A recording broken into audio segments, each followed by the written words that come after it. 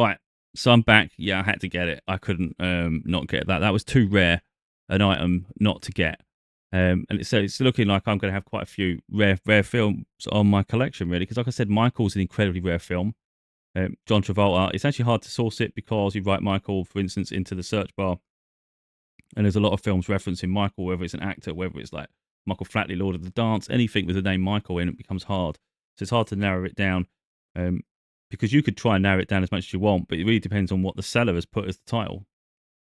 And a lot of time he's in bundles as well that you wouldn't find because they don't consider title in it. The other ones have got are Indian in the Cupboard, that's rare. Page Master's very rare. And I knew they were because there were films I was thinking of from childhood, like, and I was like, I bet they get hard to get, and they were. I think there's something else. Well, Almost an Angel, that's rare. Paul Hogan. And like I say, I've just got Beetlejuice, which is showing up to be rare as hell, and Ghostbusters as well. But it looks to me like Ghostbusters 2 is even rarer. So that's something to keep an eye out in the future. Yeah, I guess. I'm not really that urgent with it. It's just because I saw the opportunity to get them. So, I mean, I spent more than I would like on 2 films. Ridiculous, really. Between the two, it's cost me £25 nearly, just over £25 for 2 films. I don't feel too good about it. But at the same time, once they're on my shelf, I just know how precious they are. If no one else does. But that's part of the collecting thing. So what I thought I'd do now, I'm not going to buy any more films for a minute. I can't because it's just going to get stupid. You'll always be something that's rare. That's the problem. We have to know when to stop. I still would like the Gremlins, and I would still like the Never-Ending Story ones. But I don't think they'll be to the point at the moment. I don't see them being to the point where if I looked in a month, they're not there. I don't see that being the case in 2 months. But these two were ridiculously tight when I was looking. Of course, if you didn't care about the bundles and like a double box set, you could get the Ghostbusters ones. But if you're picky like I am, it was very it's getting very tight, and it's like kind of like now or never the situation it was getting. So anyway, I went onto the seller's profile. And I thought we'd just have a quick look. I didn't go through them, so I thought we'd have a look. He's literally got a load of bundles, but of course selling them individually, not as a bundle. Whereas I like it when they sell them as a bundle, and you can get yourself a bargain potentially. Because the real problem is the postage a lot of the time. That you can look like it's cheap, and you're paying charging £5 a film for delivery is getting ridiculous. Like Labyrinth, that one we can see here. So what we'll do, go into each of them and have a look, see if there's any films in it worth grabbing. Let's blow it up. No, I don't know if you can see when I do that. Okay, I'll try to do it this way. So Thelma and Louise, JFK, 12 Monkeys, Unforgiven, Blown Away. The Package, never heard of that. Oh, In the Line of Fire, I do like that. In the Line of Fire. Die Hard, so that's the second one. Die Hard 2. Point Break is great. Last Boy Scout, Arachnophobia. That's got to be rare. Arachnophobia, I bet that is. Oh, Die Hard with a Vengeance. So in this listing alone, there's 2. If they do a deal bundling your postage, that could be interesting. But I don't know how you request that. Lethal Weapon 4. Because I wanted to try and get the Die Hard series at some point. How much are they then? In the Line of Fire, they're charging £2.99, but then it's £4 postage, so £7. That's getting a bit hefty, isn't it? Because if you're going to pay that for every film, Die Hard 2. But again, if they merge the postage, it becomes a bit of a. You can get yourself a bit of a deal. Oh, Copland. Didn't see that on there. Copland. That's the one with Sylvester Stallone. Sure of it. Where is it here? Oh, it's on the end. Copland there, yeah. Sylvester Stallone. That's pretty cool. What's the next one? So the next one's Labyrinth. I've always thought that was a weird film, Labyrinth. Oh, that's got Ghostbusters. Is that where I bought it from? Did I just buy Ghostbusters from that one? That's the one I just bought, in it. Yeah, Ghostbusters out of stock. Thank God for that. I don't want someone being able to buy it after I've got it. So Ghostbusters, Blade Runner. I've never actually seen Blade Runner. I've got no idea if it's any good. Is that broke at the top? Or that's the design of it. Deadly Pursuit. Don't know some of them films. But the problem is when you've got different sort of formats to collect from vinyl, cassettes, and and everything else, it all sort of adds up. You have to know when to stop. So, for instance, I'm not really looking for CDs anymore, unless an album comes out that I really want, because I have most artists. I've got so much. I've got a big collection, and it's like I don't really see that needing any more, like much more. But if I see something, obviously, I'll consider it. Like for modern ones, I'll get modern albums still. So that's pretty well. That's pretty good. Main thing at the moment I'm collecting is Blu-rays. I'm trying to upgrade DVDs to Blu-rays or get Blu-rays I haven't got of any of the films. But like I say, if I find some old VHS, I'm all for it. So you've got an Indiana Jones one there, but it's quite faded. Whether it is, I don't know. That's not a very good bundle. This one's quite long. Has this got the thing where there's sometimes they do different cover sizes? I hate it where some of the boxes are sometimes taller. That one looks slightly taller, this one on the end. Something one. Oh, Capricorn one. Never seen that. The Sting, Spies. I wonder if they're trying to put them together, the certain ones, because this one looks awful, this set. Oh, Annie Hall. There's some classic-y ones there. Look. Oh, One Flew Over the Cuckoo's Nest. That's on my list. Oh, no, did I even write it down? It would have been on my list. I saw it earlier.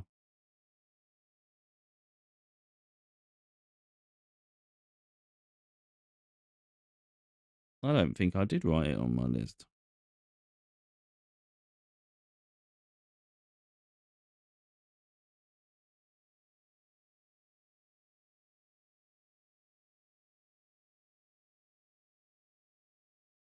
What I would say is my list is probably about 50 films long at this point. So it's not a case of it's urgent. You can't just get them all at once. That's not how it works. So that's the one we looked at before. I'm not sure if that's the one I've got it. But anyway, that's that one with the Batman film in it. That one doesn't look very good. Well, it does say Pleasantville. I've never seen that one. It's got Die Hard 2 in this. Yeah, I could. Last Boy Scout. I thought they had that in a minute ago. I think what they do, and I think it's quite smart, is to buy bundles. If you've got the money, buy bundles and then start figuring out which ones are rare, sell them individually, and then also sell. I'd sell bundles back. Like you make a profit, I would have thought. So you've got 2 Rambo ones there, another Indiana Jones, Lethal Weapon. Yeah. But again, like I said, the problem with this seller is the price of the. If you sell it individually, the idea that you pay all that delivery that soon adds up. I think I put Michael Jackson Moonwalker as well. I bet that's rare. Giving some of my tips, aren't I? My little research. I haven't done research really. I just know that's rare because I know of the film, and I don't think it's available on DVD. Although I could be wrong. Willow, again, Never-Ending Story. Abyss would be a good one to get. Abyss, how much is selling? And I wasn't even bought it. I've got that on DVD, but you can't even get that on Blu-ray. So that's actually quite rare, I think, personally. The Abyss. It's not really a huge film to collect, but how rare is that? Especially if you can get it cheap. So for instance, if I can find it for $3.99 with a reasonable delivery fee that's not like £5, that could be worth a punt. I don't mind buying a couple of more bits if it's cheap, but I've got to have a limit because otherwise I'm going to be in the world of shit myself. It adds up and then you sit there having nightmares. Like, why did I do that? Why did I do that? If you don't overspend, you don't have nightmares. Right. That says VHS Sir. I don't know what the hell that means. What's VHS Sir mean? I'm thinking it's a foreign import. $3.50 plus 3, it's £6 for one film. I think personally, as good as it is, and I'd love to collect it, I think you'll find it in job lots. But you might not find it in a job lot by searching it. You might have to just go through a load of job lots, but you might bump into it. Because I don't think it's that collectible. But it's not that bad a price, £6. It's not like it's expensive, is it? £6. Obviously, getting cheap. It depends on the model. Yeah, I quite like this one because that one's scratched. That one's got a dodgy cover. This one's got this sticker on it, but in fact, it's got widescreen written across the bloody top. It's also got this VHS Sir, whatever the hell SUR means. The Abyss, brand new. That ain't brand new. Why would you put brand new? This one's got this gold bit, which takes away the quality. So this one's a good one. Extended Abyss Special Edition. So that makes it interesting. Do you go Special Edition or original copy? Let's have a look. This is the other one I was looking at. So we've got 2 copies. One's a Special Edition. One's a normal edition. That is a pondery. Extended edition includes documentary.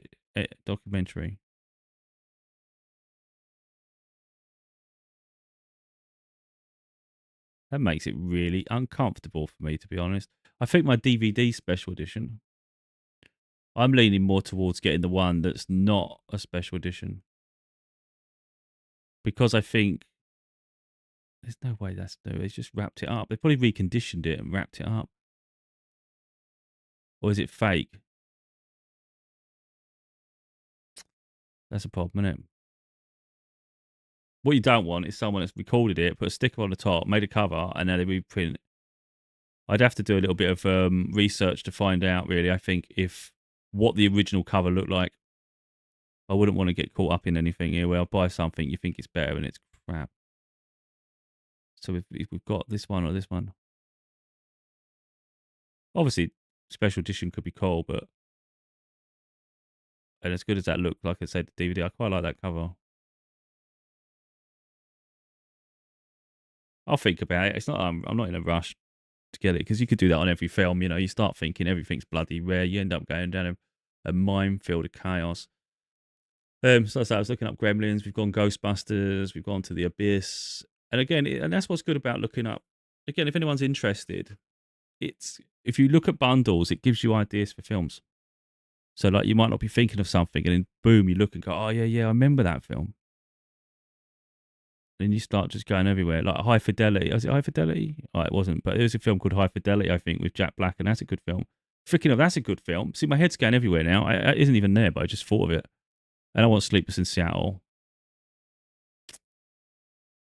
And then I watch it and it looks crap. You know, the quality of the picture. High Fidelity. That would be 90s. 90s, early 2000s. I would have thought that's that video. I've had a lot of these on VHS when I was younger. High Fidelity. Come on, what are you doing? Films, TV. Is it VHS? VHS tapes. It is a VHS tape. Buy it now. Low. Give me a low price. What's the lowest? Damn. That says rental copy. No one wants a rental copy. First of all, they look shit. Second of all, it's going to be ruined to shit if it's been rented.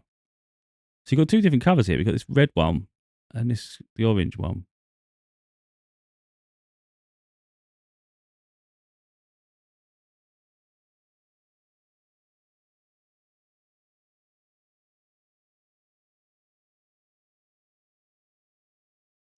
You're never going to win with these. Prices are going up a bit, in all honesty, because like I say, I'm signing some films that are quite cheap. We're starting to go towards the £8. I know it's not like a million miles in the air, but when you're trying to collect a lot, it adds fast. You know, you buy 10 films, all of a sudden you spend £80 to £100 on 10 films, and you're thinking, what on earth just happened? Bear in mind, I literally just got these ones. So that's what I'm saying. When you're paying the prices higher, it does add up. Because I've just got this lot. 3 films there, 3 there, plus another 6. So we got 12, and I've only spent £18 there. So for 12 films, I got 18 for £18. And yeah, I've just bought 2 films in Beetlejuice and what the hell was the other one? I've lost it. Beetlejuice and Ghostbusters has cost £25. And yeah, I've got £18. I've got freaking 12. So, yeah, I think you just got to pick your battles and have some sort of control. I'm not going to get any more because if I do, I'm just going to wind myself up because I've already got 12 coming. You know, we've already got that other 12 coming. And then we've got these 2 special ones to add to it as well. And it's like, I think that for a minute, that's enough for a minute. You know, just because I've already got cassette tapes coming as well. It's like, where do you draw a line? I think that's the thing people miss is that collections take time to build. You know, it's not overnight. It's not immediate. And sometimes people get jealous because someone's got this or got that. It's like, yeah, they had to sacrifice to get that. It's like, you have to go and do your research. You've got to do your searching and check the quality and stuff. Don't just pick the cheapest one or pick the first one you see. You've got to like scour it, have a little look. So, for instance, like when I'm buying them, I don't just go, "Oh, that one's the cheapest. Let's have that." Like, for instance, this one's already annoying me because you can see the filth on it and the sticker. This one looks like it could be good, although it looks like there's a mark in the top corner. But we'll have a look. I'd be more inclined towards that one. I wouldn't have thought it's a film that'd be overused.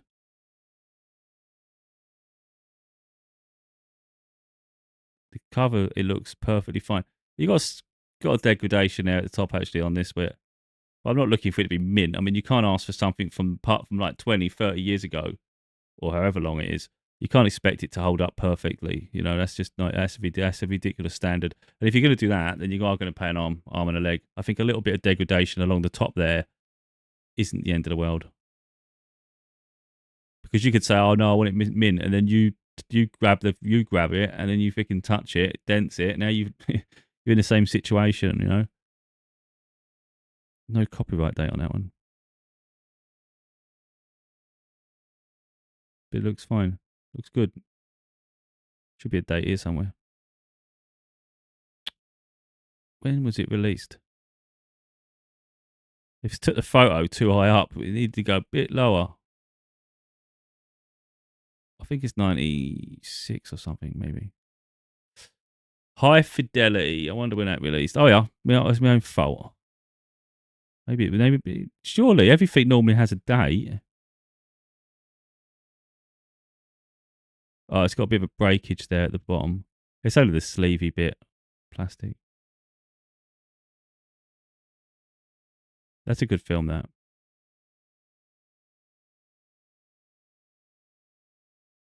That is actually a really good film. It's really good because I'm collecting my vinyls and my music as well, so it makes you fit in with what the film is. It's about like a music store. Making me want to get it now. I may end up getting it. No, I've got to check money and stuff because obviously it just gets silly. Got other things to worry about, not just keep collecting and collecting. Even though it'd be nice to keep collecting.